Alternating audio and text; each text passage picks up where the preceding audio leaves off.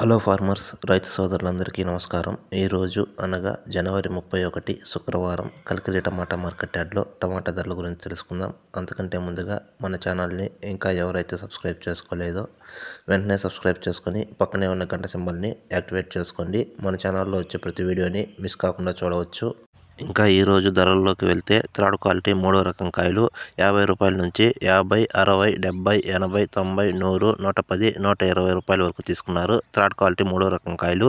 ఇక second quality రెండవ రకం కాయలు విషయానికి వస్తే 130 రూపాయల నుంచి 130, 140, 150, 160, 170, 180 రూపాయల వరకు తీసుకున్నారు. సెకండ్ రకం క్వాలిటీ కలికిరి టమాటా మార్కెట్ యార్డ్లో.